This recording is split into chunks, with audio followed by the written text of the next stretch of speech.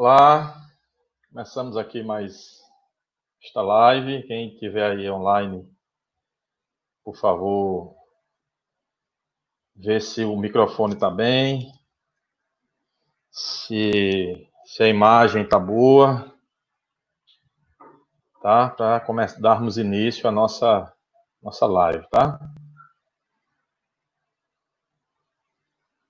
Só fazendo aqui alguns testes. Não sei se alguém está aí, mas esperar aqui alguém entrar para começarmos, ok?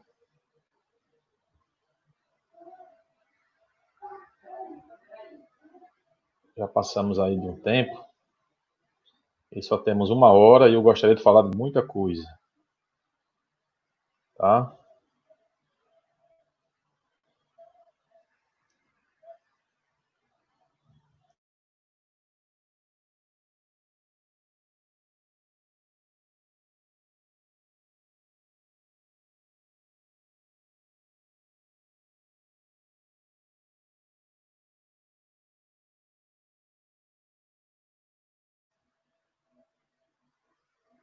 Pessoal que entrou aí, nós só estamos aguardando aqui a questão do som, tá? Se estiver ok, da imagem, gostaria muito que alguém comentasse, para saber se está tudo certo.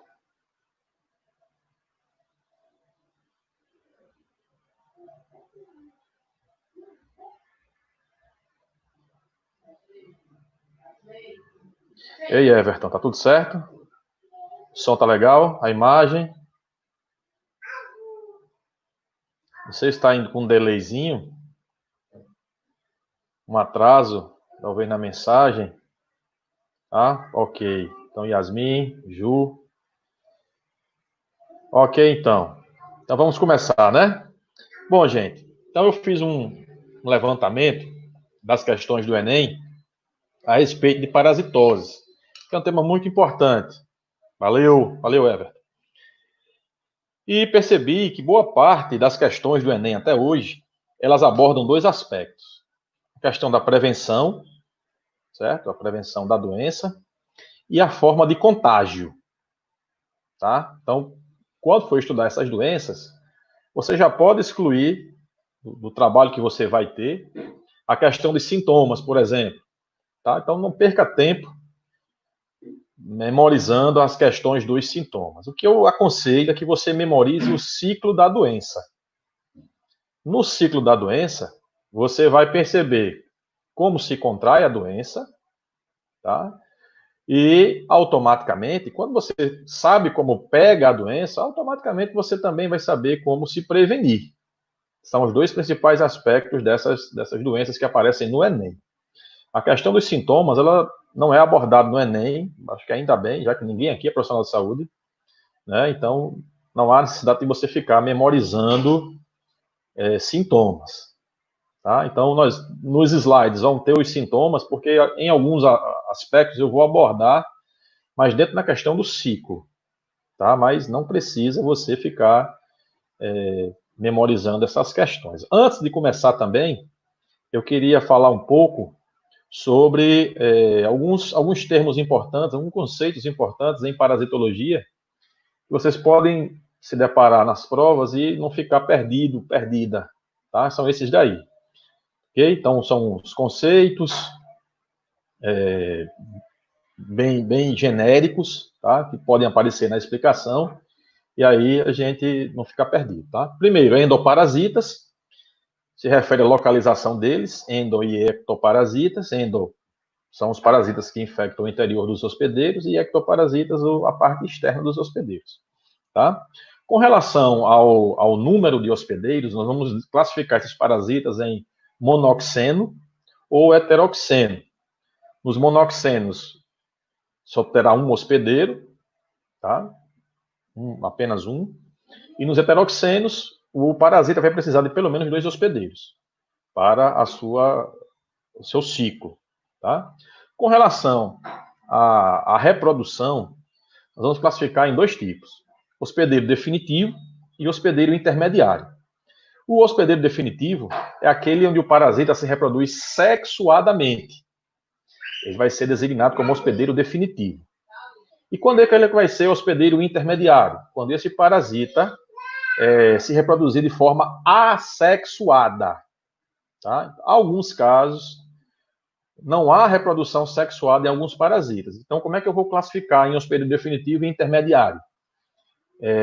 Quando não houver reprodução sexuada, nós dizemos que o hospedeiro definitivo é o hospedeiro vertebrado. Tá? Maria Eduarda aí aparecendo. Sejam bem-vindos, viu? E bem-vindas. Então, sempre que aparecer um parasita que não tem reprodução sexuada, o hospedeiro definitivo será o hospedeiro vertebrado. Um exemplo que nós temos é o Trypanosoma cruzi. A doença de Chagas, ele não se reproduz sexuadamente. Então, designamos como hospedeiro definitivo vertebrado, somos nós, e o intermediário, o protozoário. Tá? Então, vou falar um pouquinho sobre doenças emergentes. As doenças emergentes são aquelas em que o homem, são doenças novas, tá? O homem ainda não sabe a sua epidemiologia, tá? E vai ser o nosso tema de nossas aulas, são as doenças infecciosas, tá? Elas se causam infecção e por vários motivos. Então, eu coloquei aqui esse gráfico, esse quadro, tá? Com o número de mortes, e aqui, ó, nas doenças infecciosas e parasitárias, que é a oitava quantidade de mortes, 54 mil pessoas, mais de 54 mil pessoas, tá? Então mostra que é um dado de 2018. Então mostra que são doenças muito importantes na área médica. Tá? Então, essas doenças emergentes, elas aparecem como fatores políticos e econômicos, rápidas e intensas viagens internacionais, superpopulação em cidades com precárias condições sanitárias, aumento de exposição humana a vetores e reservatórios naturais, um deles a questão do aumento das cidades, e alterações ambientais e mudanças climáticas. Alterações ambientais, o desmatamento, por exemplo, é um importante fator, tá? E os impactos ambientais pelas ações do homem. Então, essas doenças que aparecem, tá? São recentes, o coronavírus é uma doença emergente, né? Aparecem rapidamente, tá? Expansão geográfica intensa, muito grande, e, em outros casos, também pelo aumento ou aparecimento de resistência a antibióticos. Tá? Então, essas doenças, elas retornam, estavam desaparecidas e retornam de uma forma muito rápida. Tá? Nas reemergentes, são aquelas doenças reconhecidas, conhecidas, em que você tem um pico, depois elas caem por um certo tempo e voltam em outra época. Então, essas são doenças que estavam controladas, tá? Vacinação, medidas de controle e assim por diante. Tá? Então, mudança no padrão epidemiológico, novos hospedeiros suscetíveis e falhas na vigilância sanitária.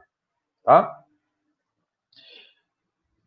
Aqui é um gráfico, tá? Que gosta muito também do Enem. O Enem adora gráficos, tabelas. Então, é bom que você perceba também a questão dos gráficos. Então, nessa linha, nós temos uma queda acentuada e depois uma subida da doença. Então, essa seria uma curva de doenças emergentes. Tá? Com relação a alguns organismos, coloquei aqui rapidamente a Escherichia coli, que é um micro-organismo oportunista, tá? Que fica no nosso organismo, ainda de forma escondida, e só esperando uma baixa na sua imunidade para que você possa, enfim, ficar doente. Tá? Quem gosta muito, quem aproveita muito dessa baixa imunidade é o vírus da AIDS, tá? Que também faz esse mecanismo e outras doenças oportunistas aparecem. Com relação a contato, a transmissão, tá? Então, transmissão pode ser uma transmissão direta, uma transmissão indireta. Se for direta, de pessoa a pessoa. Se for indireto, é quando um organismo ele utiliza um meio inanimado, uma faca, um copo, né? Enfim. E por veículos, por água, por alimentos, esses micro-organismos também podem ser transmitidos. Transmissão mecânica, através de vetores, quando o patógeno pega uma carona no inseto, por exemplo, nas patas da formiga. Não vá nessa história que formiga faz bem para a vista, não, viu? Certo? O patógeno pega uma carona nas patas desse inseto e transfere esses patógenos para alimentos, por exemplo. Tá? Que é diferente da transmissão biológica. Na transmissão biológica, o patógeno ele se associa fisiologicamente ao vetor. Tá? Então, tomar bastante cuidado com isso. Então, eu selecionei aqui algumas, fiz um levantamento, selecionei 3 tipos de doenças. 3 tipos, na verdade, de organismos que são muito cobrados no Enem. São as questões bacterianas, as doenças bacterianas, as doenças virais e as parasitárias, que eu dividi em protozooses e algumas verminoses. Tá? Então, eu vou falar um pouco de cada uma, são muitas, tá? A Covid eu não vou falar porque já falei em vídeos passados, então não vou ser repetitivo, tá bom? Então, vou começar um pouco sobre a cólera. É uma doença bacteriana, que é o Vibrio cholerae, uma doença que é transmitida basicamente por água contaminada, tá? E sua principal característica é uma diarreia muito intensa. Uma diarreia bastante grave, tá? É uma doença de grande importância na epidemiologia, já que foi a partir dela que os estudos epidemiológicos apareceram, um cara chamado John Snow, tá? Que fez o mapeamento epidemiológico da cidade de Londres, a partir dessa doença, então ele tem um valor histórico muito grande. Tá? Causa uma desidratação muito forte, porque há perda de água, né, através de fezes. Essa perda causa uma desidratação do indivíduo que pode levar à morte. Então, o tratamento seria a reidratação do paciente com soro fisiológico e também antibióticos. Se você sabe como se contrai a doença a partir da ingestão de água contaminada, automaticamente você vai saber a prevenção, a profilaxia. Qual é? Tratamento da água e hábitos de higiene. Tá? Então, sempre que se preocupar com uma doença, sempre que for estudar uma doença, veja como é o contágio, que você vai entender como é a profilaxia da doença. Fácil, fácil. Tá? Então, vamos para a próxima. A leptospirose. Então, a leptospirose também é uma bactéria, a leptospira, do gênero Leptospira, tá? E ela tem como reservatório animais domésticos e animais selvagens. O principal deles é esse bichinho aí, ó, que todo mundo tem medo, até eu. Esse gabiru aí, certo? Essa ratazana aí. Tá? Então, a transmissão é pela exposição direta ou indireta à urina de animais infectados. Como assim direta ou indireta? A forma direta, você coloca o material contaminado diretamente na boca, como latinhas, por exemplo, latas de refrigerante, de cervejas, de água mineral, tá?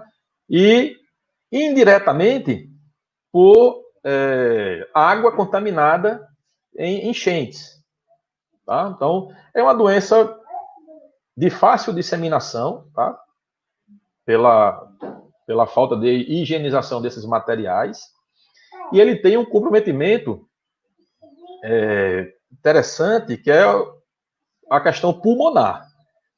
E, em alguns casos, tosses sanguinolentas, que é a questão da expectoração de sangue pela tosse. Tá? Como é uma doença bacteriana, não esqueçam, gente, pelo amor de Deus, doenças bacterianas, elas são tratadas com antibióticos, certo? Com antibióticos. Não esqueçam disso. Tá? Prevenção, volto para a questão do contágio. Se você sabe que o contágio é pela urina desses animais, então, qual é, da forma direta ou indireta, qual seria a prevenção, a profilaxia?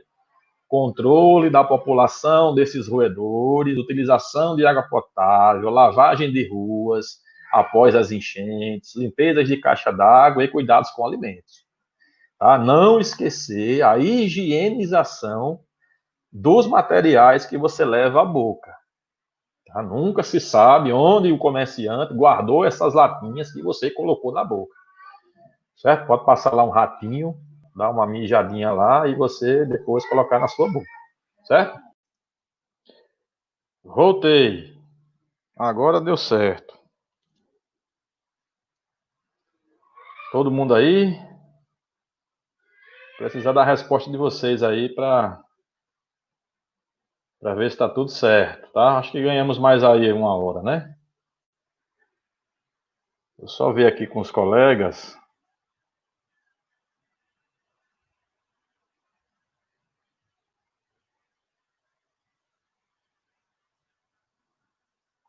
Tá? Não estou ainda ninguém.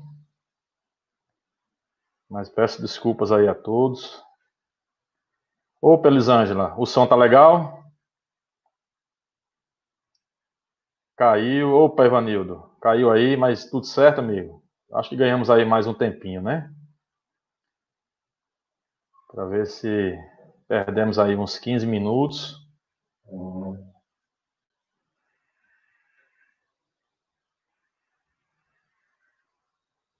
Vamos ver se dá certo.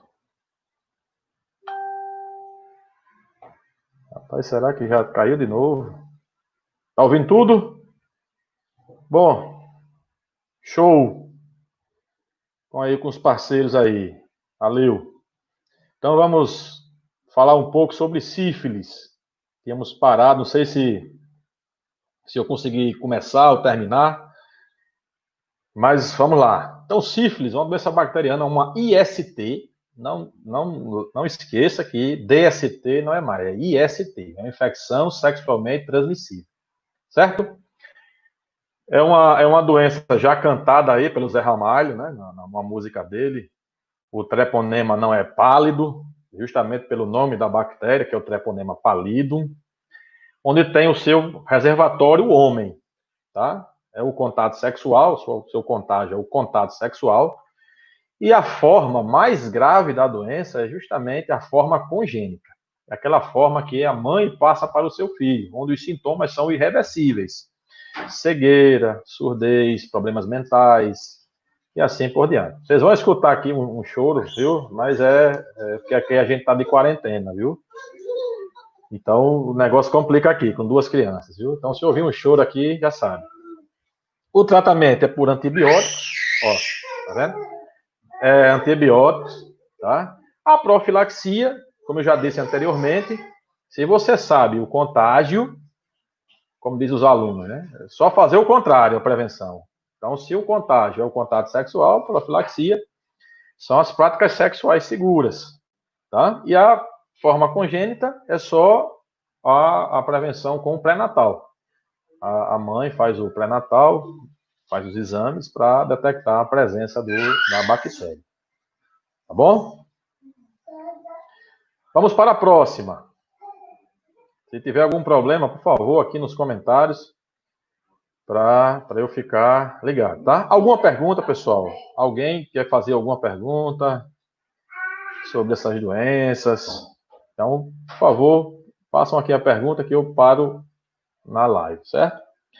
Outra IST, uma IST muito importante na área médica, que é a gonorreia. Assim como a sífilis, a gonorreia também. Só que a gonorreia ela não tem essa importância na parte do pré-natal, porque ela não consegue ainda infectar o recém-nascido. Mas é uma IST muito difundida, tá? Acredita-se que ela já estava presente já nos relatos históricos no Egito, há 2 mil anos atrás. Tá? Então, ela é uma doença muito importante, tá? Muito difundida. Então, o reservatório é o homem também, O agente etiológico é Neisseria gonorreae. E os sintomas são decorrentes da presença dessa bactéria na uretra. Tá? É uma doença que acomete bem mais homens do que mulheres. Os homens, eles compreendem mais de 70% a 80% do índice de contaminados, tá? E eles vão contaminar de uma forma diferente. Eles são contaminados, eles apresentam sintomas diferentes, tanto o homem como a mulher, tá? Ele tem um período de incubação de 2 a 5 dias. O que é o período de incubação? É o período em que você contrai o patógeno e apresenta os primeiros sintomas. Esse é o período de incubação da doença, tá? O tratamento, como eu já disse anteriormente, é uma doença bacteriana, então o tratamento é por antibióticos, tá? Então a prevenção, como é uma IST, é também o uso de preservativos, tá? Ela pode infectar não só o aparelho urogenital, como também olhos, tá? Muito comum também, ok? Uma doença, essa também é uma doença bíblica, né, que é a hanseníase, é o bacilo de Hans, tem uma tendência, não é moda não, mas tem tendência de tirar o nome das pessoas de doenças. Tá? Então, bacilo de Hans. Tá? Então, tem que tomar bastante cuidado com isso. E os livros já não estão trazendo mais essa questão. Tá? Doença de Chagas. Então, vamos falar, mas lá na frente eu vou explicar também. Tá? Então, a hanseníase, também chamada lepra, tá? Lepra, ok? É uma bactéria, Mycobacterium lepri, e o interessante dessa doença é que ela pode ser transmitida também pelo consumo de carne silvestre, de animais silvestres, principalmente uma iguaria, tá? De um animal que é proibido o seu consumo, que é o tatu. Tá? Então já tem relatos de contaminação de pessoas a partir da ingestão da carne do tatu. Tá? Então temos também reservatório, é o homem, tá? O homem. E a transmissão é a partir do trato respiratório das pessoas contaminadas. É um tratamento longo, o tratamento de hanseníase é longo, tá? Você é uma doença que afasta os doentes do convívio da família. Isso antigamente, hoje não é mais assim. Hoje o doente ele fica na sua residência juntamente com seus familiares, desde que haja um certo cuidado com relação ao contato dessa família com o doente. Então, antigamente, esses doentes eram isolados, nos chamados leprosários, e aí ficavam confinados. Então, hoje não é mais assim. Então, ela tem também um perigo de que, quando há início o tratamento, os sintomas desaparecem rapidamente. Tá? Então, a pessoa acha que está curada, deixa de fazer o tratamento e acaba passando a doença para os seus familiares. Tá? Então, antibióticos. O período de incubação é de 2 a 7 anos, que é também uma grande dificuldade de frear essa doença. Tá?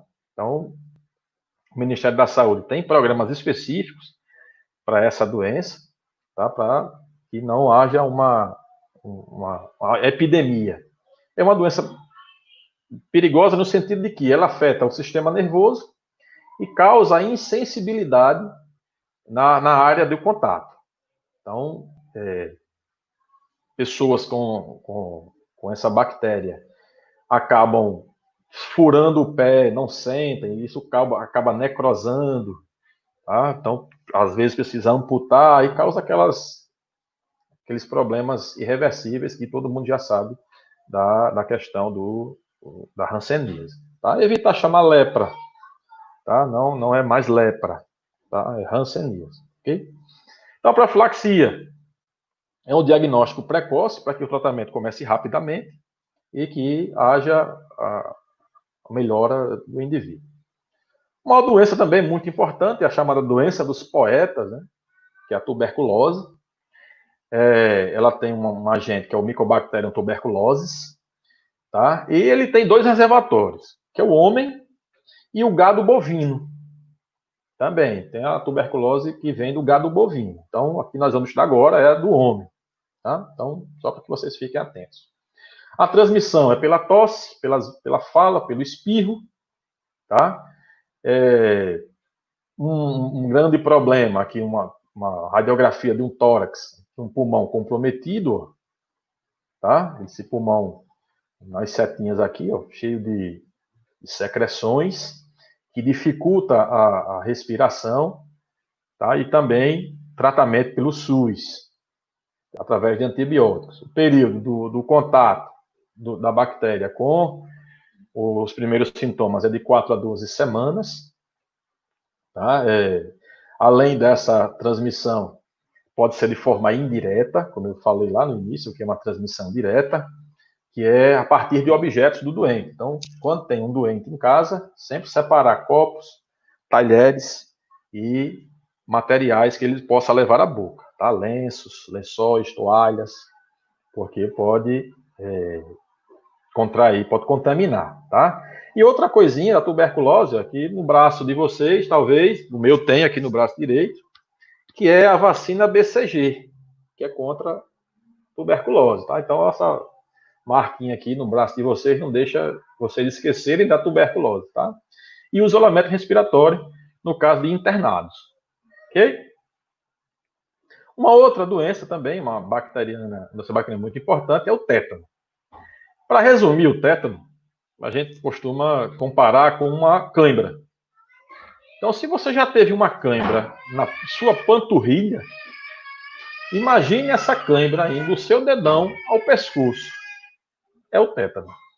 Então, essa figura aí, ó, tem um paciente que tem essa posição aí, tá? Que é uma característica do tétano. Tá? É uma bactéria de solo. O Clostridium é uma bactéria de solo. Tá? Perfurações em áreas acima do solo, um prego situado no teto. Provavelmente não tem tétano ali, já que também é uma bactéria anaeróbica. Então, ela precisa estar no solo ou nas fezes, tá? E um material cortante possa introduzir essa bactéria na sua circulação. Tá? Então, como é uma bactéria que afeta músculo, é muito perigosa na respiração, porque nossa respiração ela é também movimentos musculares. Então, disfunção respiratória, tá? Crise hipertensiva, taquicardia, parada respiratória e assim por diante. Tá? O tratamento, mais uma vez, antibióticos, tá? E a limpeza do ferimento. Então, muita gente aconselha a limpeza do ferimento com materiais como água oxigenada. Porque se é uma bactéria anaeróbica, a água oxigenada em contato com o músculo libera gás oxigênio e aí pode haver uma limpeza mais eficiente. Tá? Então, a vacina é a prevenção. Essa vacina são 3 doses a cada 10 anos. Então, você toma uma dose, ela tem validade por 10 anos. Então, a cada 3 meses você toma uma dose. Toma uma dose hoje, daqui a 3 meses outra, e daqui a 6 meses outra. E você fica protegido por 10 anos. Tá? Então, a gente geralmente só buscamos a vacina, o soro, quando estamos acometidos de um ferimento causado por algum prego, algum material enferrujado. Né? O botulismo, também uma bactéria muito importante, do mesmo gênero do tétano, que é o Clostridium botulinum, tá? Que a toxina produz o botox, né? Aquelas granfinas lá usam para evitar as pregas no olho, né? Pé de galinha aqui, tá? Ainda não preciso não, mas ó, rosto de bebê. Tá? Pessoal, alguma dúvida aí? Eu queria algum comentário para saber se eu estou falando só. Estou vendo que tem aqui algumas pessoas, mas eu queria que vocês me dessem uma luz aí. Se alguém está ouvindo, se o som está bom, tá? Se eu estou indo muito rápido, ok? Então vamos lá. Então, o botulismo, beleza, Everton, voltou, show de bola. Já passamos para o botulismo, viu? Vamos lá. Então, esse botulismo, gente, essa bactéria botulínica, é muito fácil a sua transmissão, porque você vai adquirir através de alimentos contaminados com a toxina do Clostridium, tá? Então, o principal sinal de que um alimento está contaminado com o Clostridium botulinum é quando ele fica estufado, tá? Um enlatado, por exemplo, a lata fica estufada, né, com presença de gases ali dentro, então você já presume que há algum micro-organismo estranho ali. Então é bom descartar, tá? É uma bactéria perigosa, tá? Já que quem come na rua, por exemplo, não sabe se ela foi totalmente higienizada, o alimento, salsichas, por exemplo, foi higienizado, se tem a lata estufada, você não vê, então vou tomar bastante cuidado com isso. Tá? O período de incubação do botulismo é muito curto. Então você pode comer à noite, amanhecer com os sintomas, se não correr para o hospital, você pode contrair os sintomas da doença, os primeiros sintomas são graves, problema respiratório também, e morrer. Tá? Então, tomar bastante cuidado. Então, a prevenção é a educação sanitária e alimentos, bastante cuidado com alimentos de rua. Tá? Vamos falar um pouco sobre as virais. Obrigado, professor Eduardo Lago. O professor Eduardo Lago também tem um canal no YouTube, gente, que vocês também podem acompanhar, tá? E também fazer a interação com eles, ok? Elisângela aqui perguntando, bactérias e vírus têm diferença? Tem, sim. As bactérias são organismos procarióticos, que não têm o núcleo celular, enquanto que os vírus eles são feitos basicamente de proteínas e ácidos nucleicos. Tá bom? Ok? Obrigado, Elisângela, pela pergunta. Tá? Continuando. Então, a AIDS, uma pandemia também, tá? Uma pandemia bastante importante na área médica.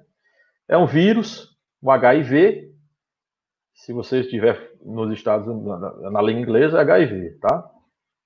Aqui, só colocar nas siglas do vírus da imunodeficiência humana. O reservatório é o homem. A forma de transmissão é por secreções, seja pelo esperma e secreção vaginal, sangue, tá? Ou pelo leite materno. Tá bom? Então são essas transmissões aí. O período de incubação é de 50 a 30 dias para a presença dos sintomas, tá? Quando o paciente começa a manifestar os primeiros sintomas. Não há cura, é uma doença que não tem cura. O vírus, ele ataca o sistema imunológico do paciente, células TCD4, que são os generais do nosso sistema imunológico, e que impedem que o corpo se defenda de outras doenças, as chamadas doenças oportunistas. Lá no primeiro slide eu falei sobre as doenças, os micro-organismos oportunistas. Então, a pessoa contrai uma doença oportunista dessa, tricomoníase, por exemplo, tuberculose, e aí fica acometido dessa doença e aí pode chegar a morrer, não da AIDS, mas dessas doenças oportunistas. Tá? O que se faz são antivirais, que basicamente atuam numa enzima que impede a replicação viral ou a transformação do RNA em DNA, no caso da AIDS, que é um retrovírus. E a questão da profilaxia, prevenção, e como secreções sexuais ou sangue, evitar sexo sem preservativo, tá? Qualidade do sangue também é importante, tá? Vamos ver aqui uma pergunta sobre a Elisângela aqui. Meu filho comeu um pastel na rua, na escola, e assim que chegou em casa, já vomitando, fomos para o hospital e foi isso, botulismo, só que ele vomitou. Nossa Senhora, olha aí, tá? Ainda bem que o socorro foi rápido, tá? Então, tomar bastante cuidado com comida de rua. É bastante preocupante, tá? A febre amarela. Então, a febre amarela, ela tinha desaparecido, tá? Uma doença reemergente que voltou agora, recentemente, tá? Tomar bastante cuidado com ela, ok? Então, é um vírus, um arbovírus. Arbovírus é aquele vírus que infecta artrópodes, tá? No caso aqui é um inseto. E nós temos duas variedades da febre amarela. A febre amarela urbana, que ela tem um homem como hospedeiro, e a febre amarela silvestre, tá? Que é, basicamente, infecta primatas, os macacos. Tá? O vetor também é diferente. Na febre amarela urbana, é o mosquito Aedes, Aedes aegypti. Né? Esse mosquito é polivalente, esse danado. É dengue, zika, chikungunya, febre amarela. Ele se adapta a muito vírus. Tomar bastante cuidado com ele. E a febre amarela silvestre é o hemagogus. Tá? Ele é um inseto de hábitos florestais, tá? E que pode transmitir a doença. Então, são dois vetores diferentes. A transmissão é pela picada, tá? E não há casos de transmissão de pessoa a pessoa, como dengue também, tá? Igualzinho a dengue. É a fêmea, geralmente, que precisa do sangue para, geralmente que eu digo, porque as fêmeas precisam do sangue para pôr os ovos. Então, geralmente, essa transmissão de fêmeas é por conta disso. A ingestão de sangue para amadurecimento dos ovos. Tá bom? Se alguém tiver mais uma pergunta, eu dou uma parada aqui. Tá bom? Os sintomas, né? Febre, calafrios, dores de cabeça, vômitos, peles amareladas e assim por diante. Tá? Eu fiz aqui procurei aqui um gráfico mais atual, tá? Sobre a febre amarela. Então, na área verde aí do mapa, nós temos uma área endêmica, tá? Uma área bastante extensa, ok? Na área vermelha, nós temos uma área de transição. Na azul, nós temos uma área índene. O que é uma área índene? É uma área livre da doença. É livre, mas pode voltar, mas pode ser que ela seja uma área endêmica ou de transição? Pode. Tá? Uma área índene é que você não tem casos da doença. Tá?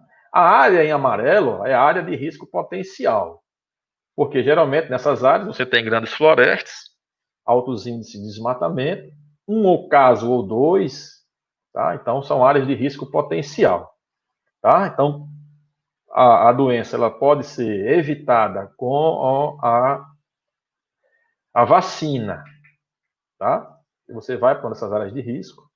Tá? Então aqui está um quadro resumo da febre amarela. Tá? O macaco, tá? O hemagogus aqui, ó, passa para alguém. Tá? Na febre amarela urbana, é o Aedes, que pode transmitir de uma pessoa para outra. Tá? Então, é isso aí. Dengue. Bom, dengue, vou só adiantar aqui o slide, porque Zika e chikungunya, elas têm grandes semelhanças. Ó. Certo? Então, eu fiz um quadro só, tá bom? Mas dengue, acredito que vocês já estão carecas de saber, né? Que são como é que se transmite, formas de contágio, a profilaxia, mais do que na cabeça de vocês, tá? Então, nós temos 4 tipos. Você só pode pegar 4 vezes, viu? Tomara que não pegue nenhuma. Vai até 4 vezes você pode pegar a danada da dengue. Se alguém falar que pegou 5, tem alguma coisa estranha. Então, a transmissão também pela fêmea, tá? Aqui, geralmente, é o Aedes aegypti, tem o Abopticus, mas ele não fica muito por aqui, tá? a incubação da doença de 3 a 15 dias. E o tratamento é para atenuar os sintomas provocados pelo vírus. Não há uma cura, tá? Apenas atenuar sintomas. Então, é uma doença que causa pequenas hemorragias, tá? Evitar medicamentos que aumentem a permeabilidade dos vasos, porque você aumentando a permeabilidade dos vasos, você aumenta o sangramento, então não é recomendado, tá? Então, tomar bastante cuidado com essa medicação, ok? Então, novamente repito, prevenção. Se sabe como é que contrai, automaticamente sabe como se prevenir, tá? Então, se é o contato é pela picada do inseto, então prevenção é combate ao inseto vetor. Se esse inseto vetor, para se reproduzir, precisa de um criadouro, outra prevenção é eliminar criadouros. Professor, e tratamento dos doentes é importante na prevenção? É. Por quê? Porque eles são reservatórios do patógeno. Então, se você tem uma política de cuidado aos doentes, e esses doentes, eles são tratados de forma rápida e eficiente, a quantidade de criadouros do vírus, no caso aqui, diminui. Tá? Isso, Natália. O período de incubação é o tempo que você pega o vírus e apresenta o primeiro sintoma. É o período de incubação. Tá? Você tem variedades imensas de período de incubação, dependendo da doença. Você tem de horas a anos. Tá? A doença de Chagas, por exemplo, tripanossomíase, ela pode demorar até 10 anos. Então, se você for picado hoje por um barbeiro, você pode apresentar o sintoma daqui a 10 anos. Primeiro sintoma, tá? Que é bem silencioso. Tá? Certo, Natália? Ok, então vamos lá. Aqui eu tenho um ciclo, né, que eu já falei basicamente. O mosquito deposita os ovos, a fêmea deposita os ovos, não na água. Muita gente acha que é na água, mas não é na água, tá? A água, com as chuvas, ela vai sobrepor os ovos e aí fazer a eclosão para o inseto adulto, tá? Então, o Zika e chikungunya tem a mesma dinâmica de transmissão, que é o Aedes, picada da fêmea, a profilaxia, já que é o mesmo inseto, é o mesmo da dengue. Tá? A Zika, basicamente, tem a questão do feto, né? Aquelas sequelas irreversíveis, sequelas neurológicas, tá? Tem também a questão dos sintomas iniciais, que é muito parecido com o da dengue e da chikungunya também. Tá? Então, for dar uma olhadinha, o que você aprendeu de dengue, repete para Zika e chikungunya, só que a Zika, você dá aquela observada na questão neurológica. Tá? Então, vamos começar aqui a falar um pouco sobre as doenças parasitárias. Vou começar com as verminosas. Essas verminosas, elas têm um caráter importante, que é a questão social. Tá? A questão social por quê? Porque elas são distribuídas em países muito pobres. Falta de saneamento, falta de educação sanitária, tratamento inexistente da água, tá? Inexistência de tratamento de água. Tá? Então, elas têm um caráter social muito grande. E boa parte delas são transmitidas pelas fezes. Tá? Os alunos dizem, professor, sua aula sempre acaba em fezes. Né? Disse, pois é. Infelizmente, a gente tem que falar delas, tá? Os alunos dizem que eu sou o professor que mais entende de fezes no IFRN, sou eu. O meu mestrado foi com isso. Mas vamos lá. Então, vamos passar pela teníase. A teníase é um platelminto, tá? É uma doença causada por um verme platelminto, tá? Que é a solitária. Nós temos duas variantes, que é a tênia solium, que é a do porco, e a tênia saginata, que é a do boi. Tá? Tá aqui o ciclo que eu volto já para ele. Tá? São os dois hospedeiros. o porco e o boi, tá? São vermes que podem atingir até 15 metros de comprimento, então muito grandes, se dobram, precisam ter uma forma apropriada para isso, que é a forma de fita, tá? Então, o ser humano, ele é um hospedeiro definitivo, e o porco e o boi são os hospedeiros intermediários, tá? O contágio, ingestão da carne desses animais, mal passada, mal cozida ou mal assada, tá? E aí você consegue consumir os, os ovos do verme, tá? E a prevenção se repete também. A questão do contágio. Se você sabe como é o contágio, você sabe como se previne.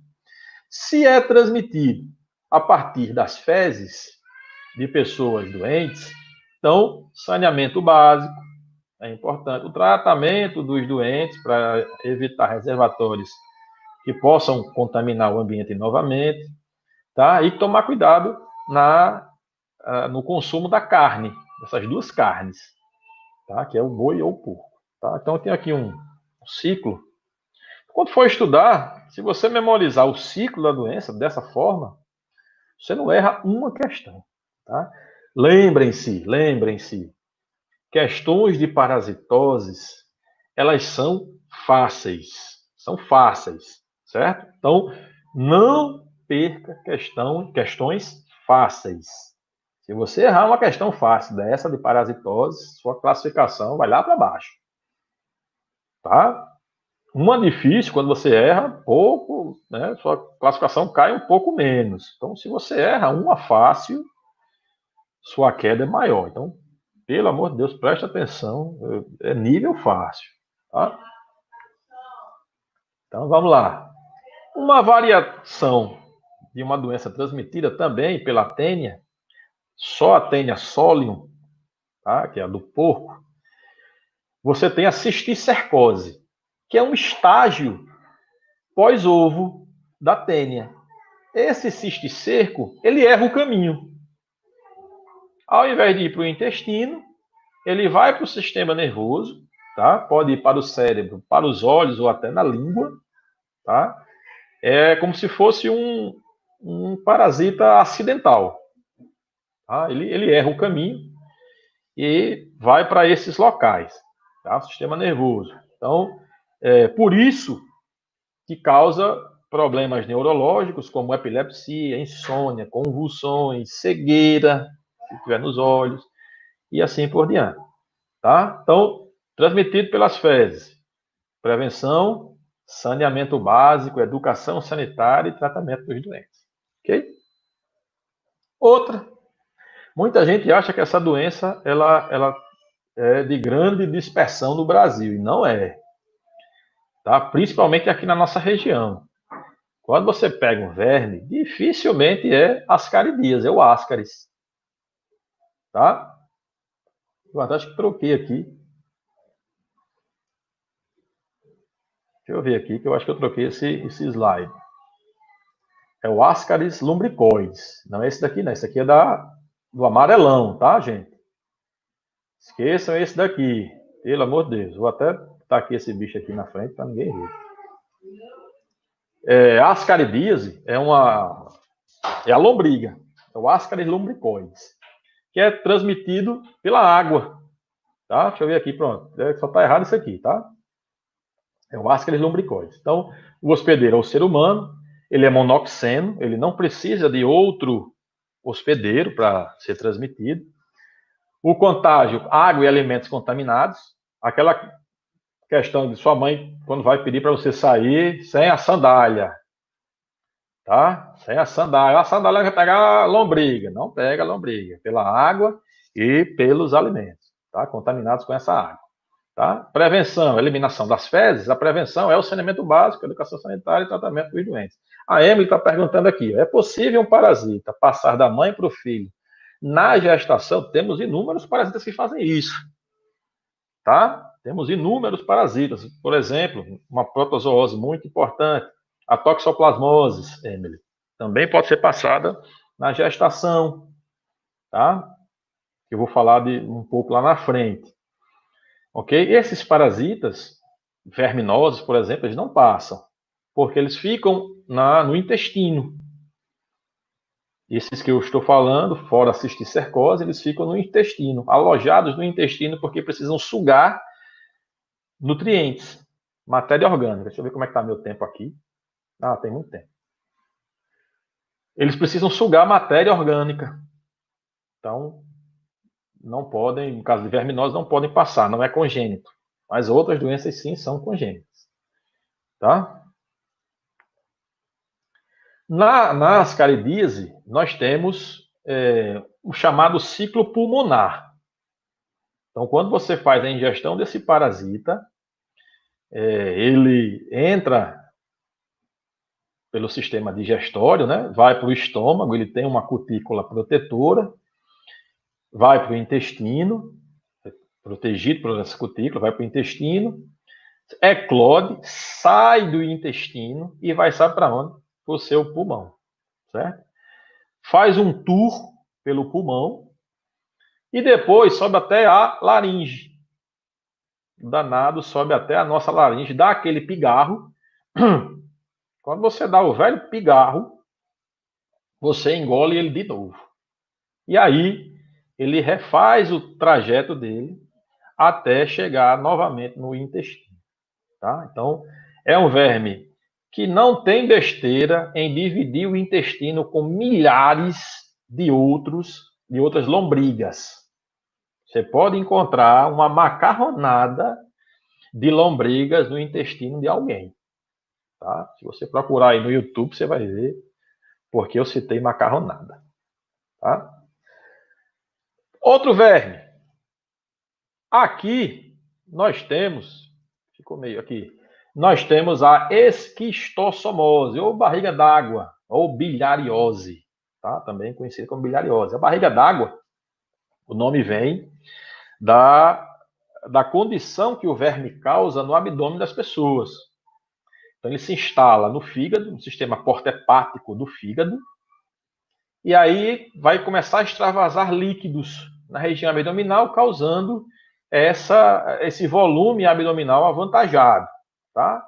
Se não for barriga d'água, pode ter certeza que é uma cerveja também, certo? Então, quem é doente, quem sofre da doença, sofre bastante, tá? Que é uma doença que afeta a população muito pobre, tá? Então, essa esquistossomose é uma larva, é um verme que antes é larva, tá? Que é também transmitida a partir das fezes. Tá aqui, ó. Tá? Aqui eu tenho a fêmea, menorzinha, e o macho, que é maior. Certo? Então eles têm esse abraço, eles fazem o abraço nupcial. A pessoa, dois vermes fazendo sexo, pronto. É a fêmea do cistosoma. Certo? Então tem esse canal aí, que a fêmea se aloja, eles reproduzem, fazem aqui o enxerimentozinho, certo? O doente elimina esses ovos nas fezes, esses ovos eclodem, tá? E formam um miracídio, que é essa larva ciliada, tá? E essa larva ciliada, esse miracídio, precisa encontrar esse caramujo aqui, Bionfalaria.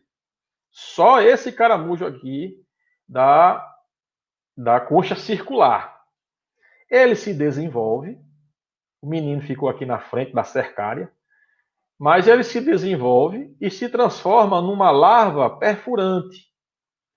É a chamada cercária, que vai nadar, vai buscar um hospedeiro vertebrado, somos nós, fura a pele, certo? Porque ela tem capacidade de furar a pele e aí vai para o sistema porta-hepático, lá no fígado, tá? E aí causando esse volume abdominal aí avantajado. Tá bom? Então, verminose, transmitido pelas fezes, prevenção, educação sanitária, saneamento básico.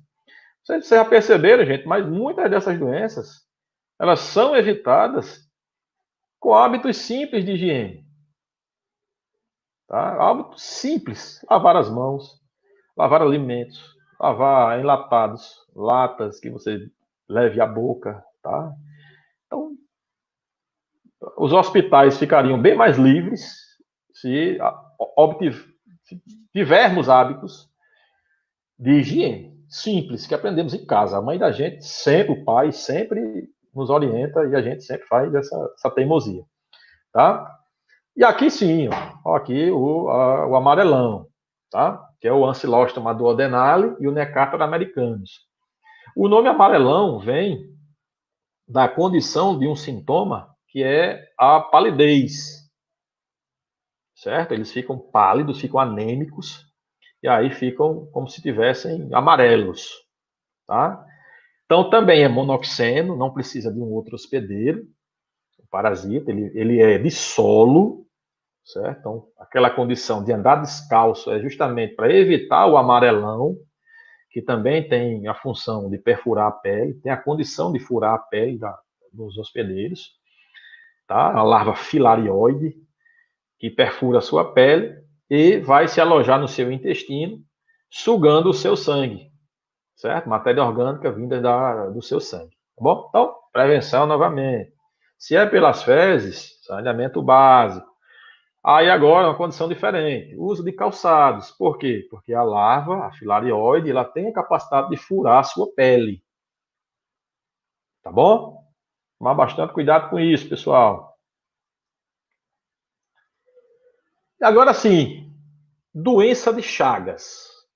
É uma tripanossomíase, tá? Como eu já disse a vocês, há uma tendência de não chamar mais pelo nome do descobridor, né? Não sei se o Carlos Chagas ia achar bom isso, porque ele foi uma homenagem a ele. Diga aí, uma homenagem, você botar o nome de uma doença, o seu nome de uma doença, tá?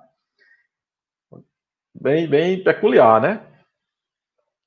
Mas, enfim, é uma doença que comete basicamente as pessoas da região norte, não que aqui não tenha, tem sim também, mas 90% dos casos de doença de Chagas no Brasil em 2019 vieram da região norte, tá? 90%. Desses 90%, acho que 95% era no Pará. Não estou aqui com dado na cabeça, mas só sei que 90% é na região norte, tá? E além de homenagear a doença, o Carlos Chagas, né? O Oswaldo Cruz ainda botou o nome do protozoário nele, né? Trypanosoma cruzi, ele é Oswaldo Cruz. Tá? Também um médico muito importante que lutou contra. Lutou não, que trabalhou no Rio de Janeiro, um sanitarista muito importante. Tá? Então, ele tem um vetor, que é um triatomídeo, tá? Que é o Triatoma infestans, tá? É o principal, ele tem essas fitinhas brancas e pretas, é um inseto hematófago, ele se alimenta de sangue. Professor, então quer dizer que é pela picada? Não, não é pela picada, tá? Ele pica, certo? A pessoa, após isso, além de chupar seu sangue, ele vai fazer cocô, ele defeca próximo ao ferimento, e na intenção de coçar o ferimento, você acaba empurrando essas fezes com o protozoário na sua corrente sanguínea. Pessoal, se eu não coçar, só passar a mão e depois passar nos olhos, pega também. Tá? Na boca, pega também. Tá? Então, tem essas vias de transmissão. Tem outras formas de transmissão? Tem sim. Através de alimentos. Tá? Alimentos. Como assim alimentos? Quando esse verme está num alimento em que você vai consumi-lo posteriormente, as fezes, tanto as fezes como o próprio inseto presente nessa comida, podem transmitir doença. Por exemplo, cana-de-açúcar. Então, se não houver uma higienização da parte externa da cana-de-açúcar, e o cara vai lá, bota na prensa e faz o caldo e você toma, você pode contrair o protozoário, tá? Açaí. Então, quando pega o açaí, tritura o açaí, e consome esse açaí, se estiver contaminado, você também pega. Ah, mas o açaí, vou deixar de tomar açaí. Não deixe de tomar açaí. Por que não deixe de tomar açaí? Porque o açaí que tomamos aqui, ele é pasteurizado. A condição que eu disse é aquela condição que o cara pega, sobe lá no açaizeiro, pega o açaí, bota no liquidificador, faz aquele suco e come com farinha, que é como se toma lá no norte. Tá? Então, essa é a condição. O açaí que você toma lá na praça de alimentação, lá do Via Direta, você não vai contaminar, certo? Então, temos aí Elisângela, saneamento básico, grande desafio para nossos governantes. Exatamente. Já pensou, Elisângela? Brasil todo saneado, essas doenças todas aí ficariam para lá de longe da gente, né? O Clesivan, oi, Clesivan, meu colega do IF lá do Caicó. Na região do Seridó tem muitos casos de chagas por causa das cercas de pedra que são comuns, das cercas de pedra que são comuns na região. Isso, bem lembrado, Clesivan. Esse inseto, né, o barbeiro, ele gosta muito de se alojar nas frestas de tijolos, né, que estão em construções, nas casas de taipa. Tá? Tanto é que uma das medidas de prevenção é a substituição das casas de taipa por casas de alvenaria. Tá? Então, o Everton. E aí, Everton? Mas se a pessoa chegar a ver e usar um tipo de álcool, também pega? Se eu chegar a ver, um tipo de álcool. Como assim, passar álcool no ferimento do, do Chagas, é isso? É a limpeza, só que aí, como estamos dormindo, geralmente, né, talvez não dê tempo você passar esse álcool, né? Tá? Porque o nome barbeiro vem porque ele fica geralmente a parte descoberta, que é o rosto. Você está todo coberto de lençol, hein, Clesivan? Lá em Caicó não tem o cabo a se cobrir, não, né? Porque senão o calor é grande. Lá em Mossoró, Ipanema. Mas enfim, qualquer lugar ele pode picar. Geralmente é no rosto, então por isso barbeiro. Tá? Um sintoma importante, na verdade, 3 sintomas importantes, ó, é o crescimento do coração, tá? Crescimento do esôfago e do intestino também, tá? Que é a fase crônica da doença, tá? Ah, lá em Currais Novos. Ok, a Everton tá lá em Currais. Sim, outra coisa, fase crônica e fase aguda. A fase crônica, já falamos isso nas aulas de saúde pública, tá? Ela é pelo tempo, tá? A fase aguda é aquela fase em que você fica bom rapidamente. Então é a doença aguda, tá? Uma doença crônica é aquela que você passa muitos anos com ela. Por exemplo, hipertensão é uma doença crônica.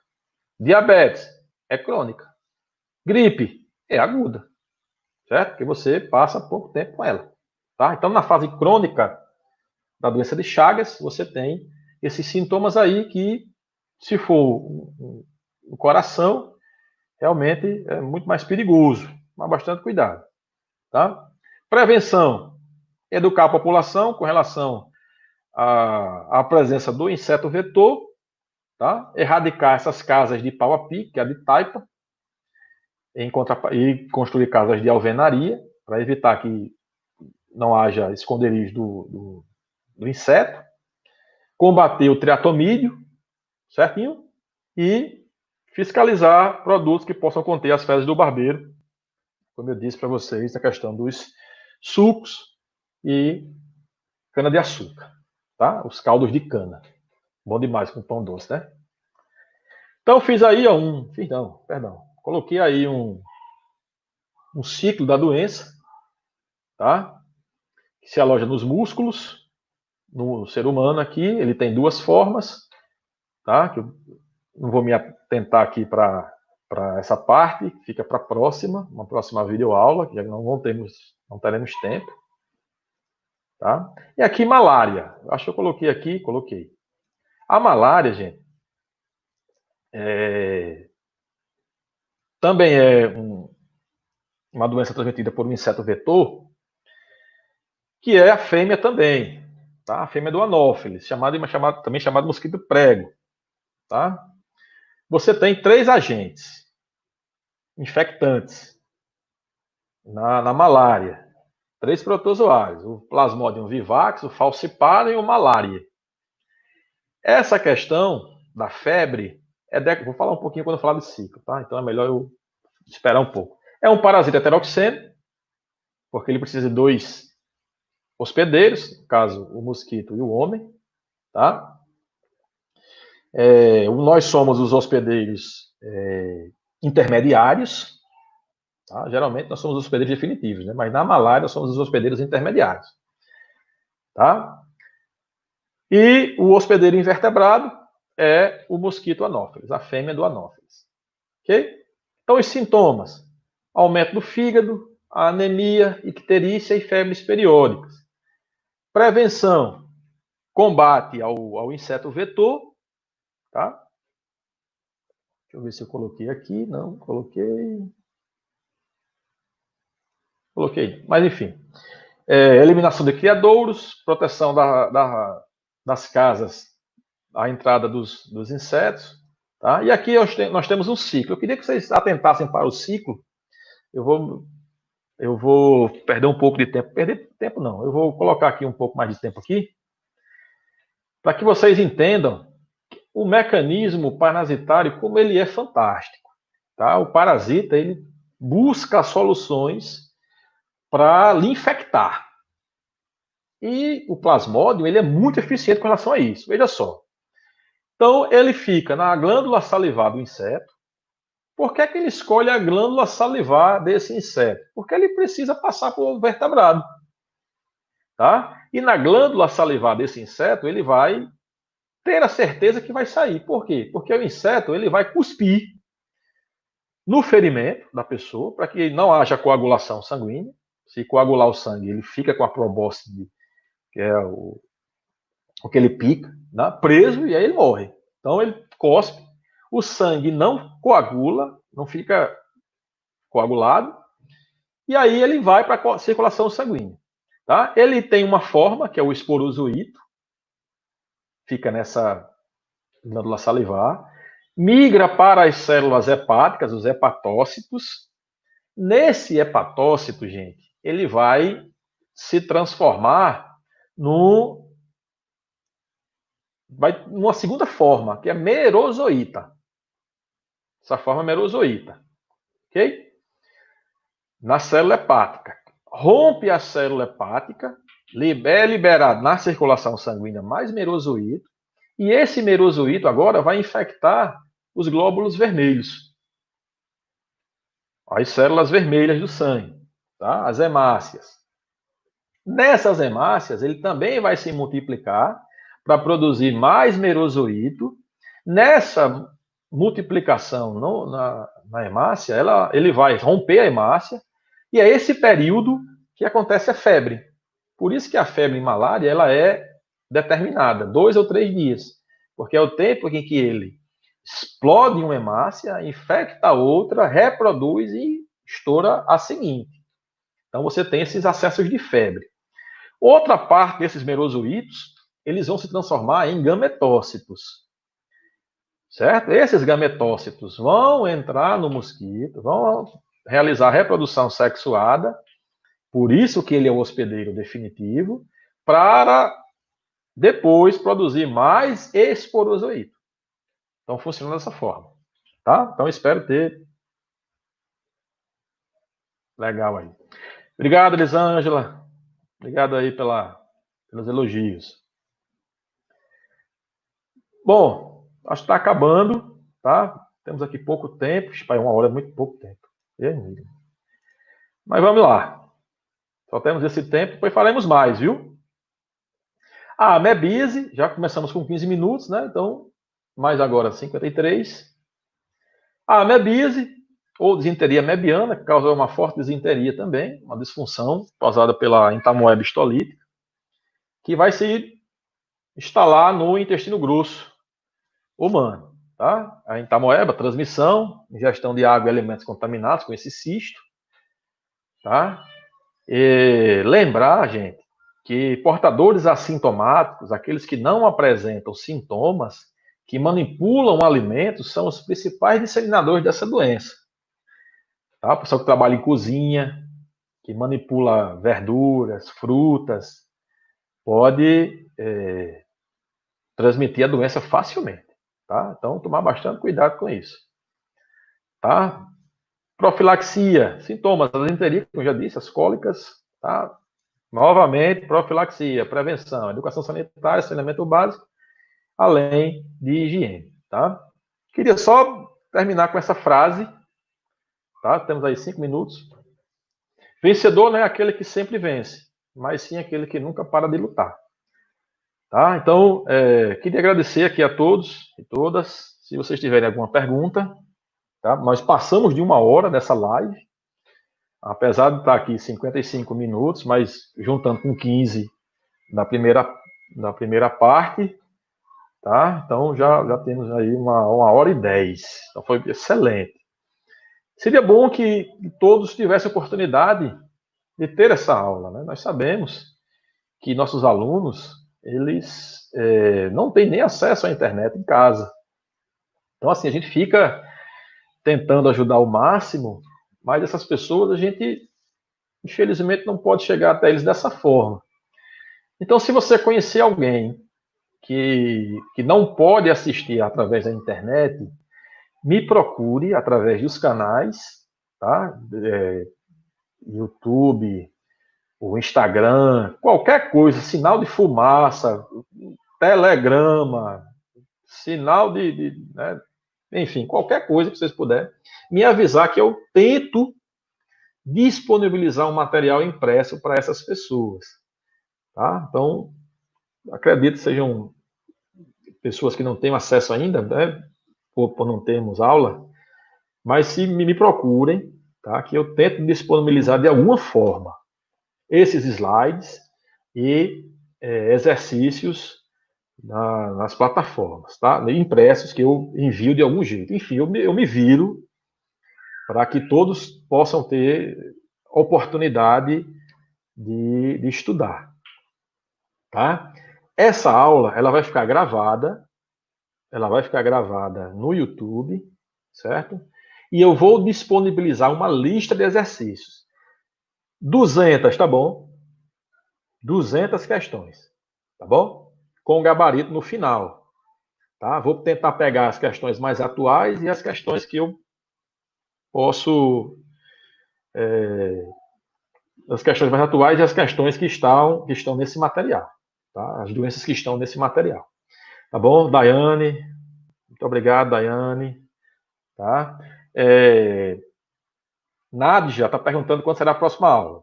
Pronto. Muito obrigado por lembrar, Nádia. Nossa próxima aula será na quarta-feira, nesse mesmo horário, tá? Nessa mesma plataforma, tudo bem?